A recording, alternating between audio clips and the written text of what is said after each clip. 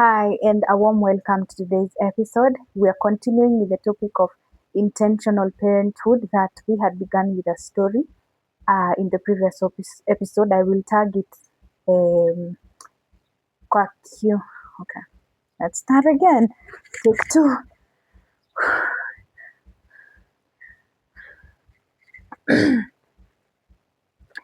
Hi, and a warm welcome to today's episode of Generational University with Abigail.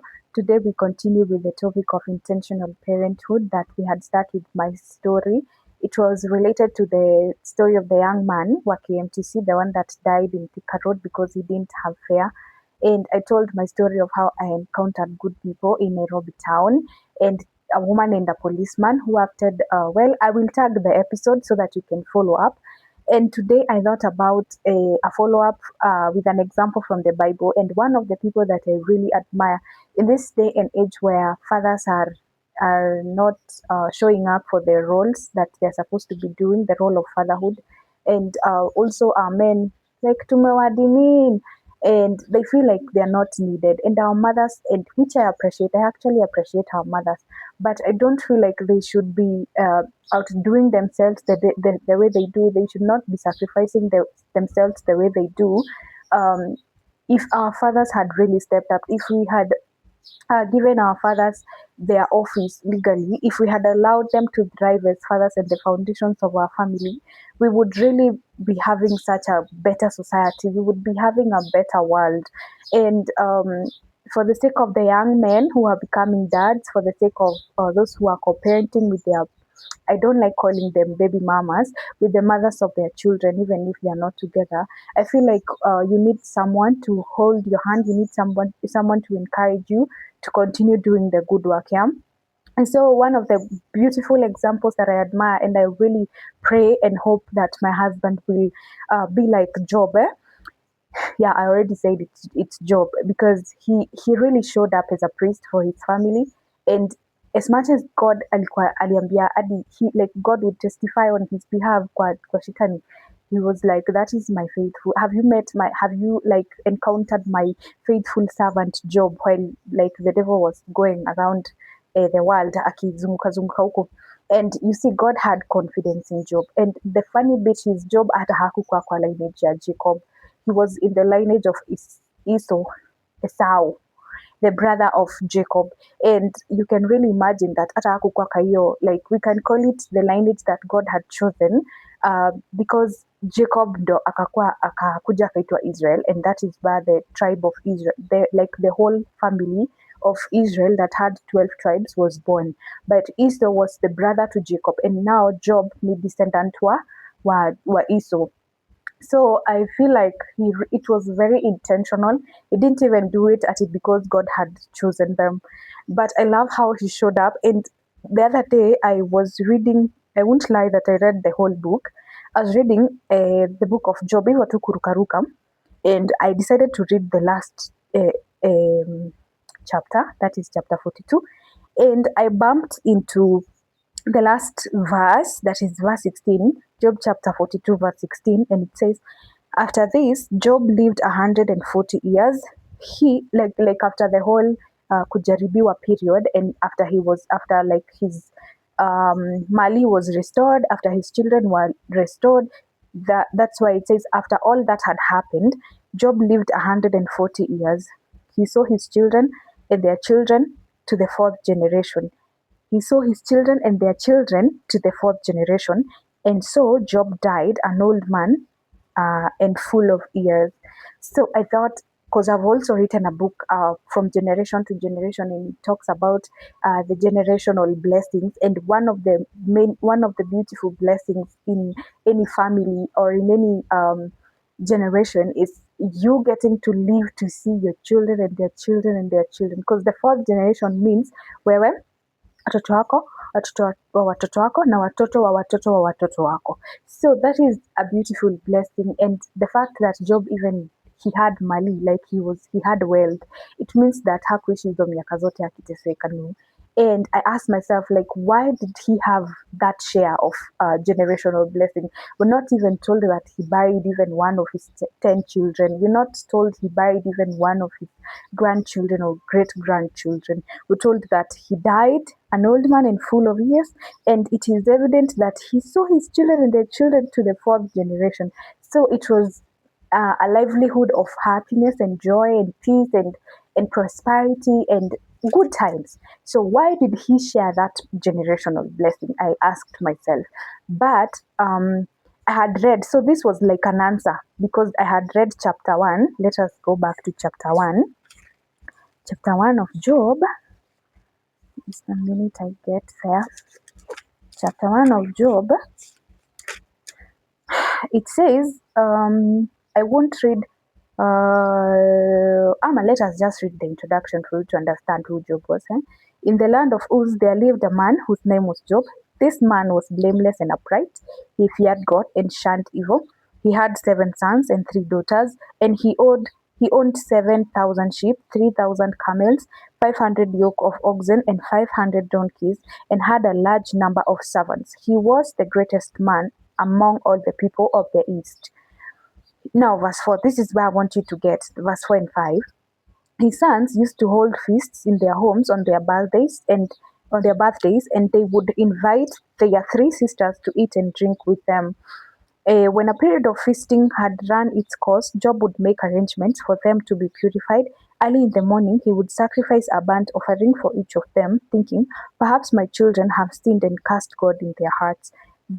This was Job's regular custom. So it was not a one-day thing because actually birthdays come every year, and you can imagine the birthdays is our total 10. We've been told he had 7 sons, 3 daughters. So in a year, kulikuwa na sherehe 10 times, and he had to make sacrifices like every now and then for his children.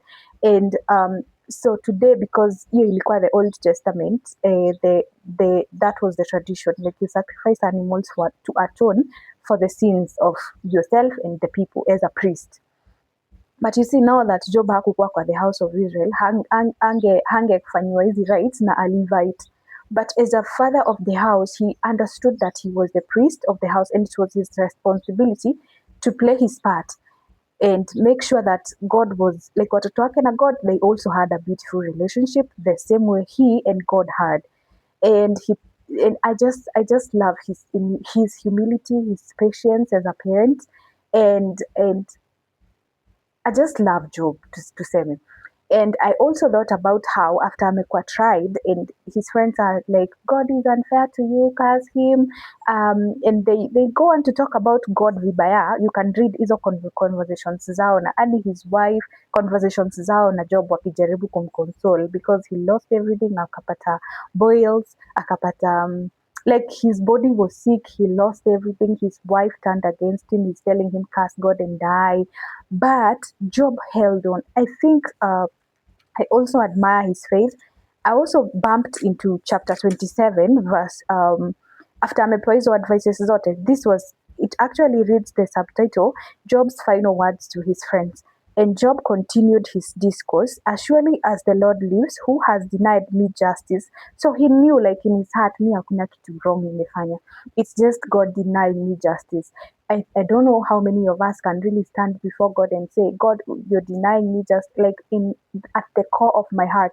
I know I have not sinned against you. I know I have not done anything against you. How many of us can really stand before God and like with all that confidence and confess something like that?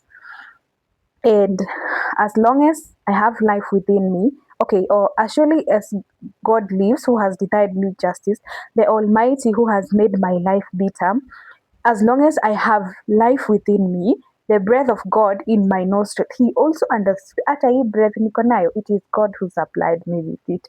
As much as he has denied me justice, I'll still say that he's the one responsible for the breath of life in my nostrils. My lips will not say anything wicked, and my tongue will not utter lies. I will never admit you are in the right. Like now he's telling his friends, I will never admit that you're in the right, that I have sinned that against God or God is not good.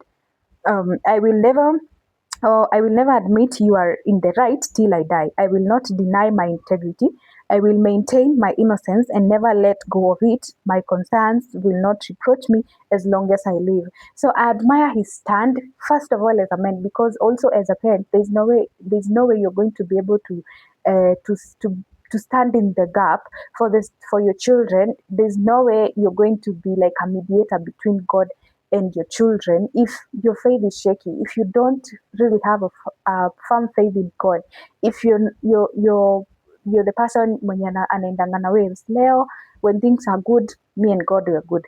Storms kidogo zikikuja, even your children, they're hearing you curse God, they're hearing you say oh, Mungu hata sijui ametuachanisha sijui nini.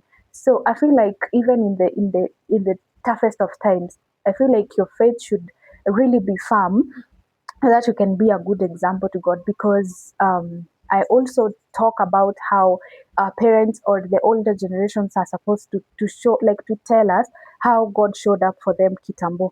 There's this uko Exodus when walitoka Egypt.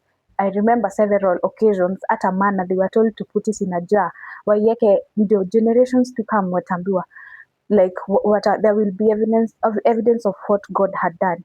I remember also when walivuka River Jordan, they were told to take 12 stones or build some. It's like aka structure that would also be evident to the generations that would come of what God had done kitambo. So it's your responsibility also as a parent to sit with your children, tell them kuna hii siku this and this had happened, and I was trusting God for this, and He showed up for me. It is your responsibility. So, as we continue to maneuver through this topic of intentional parenthood and how we should show up and our roles and responsibilities, I hope that we will become like Job. In good and in bad times, let us trust God.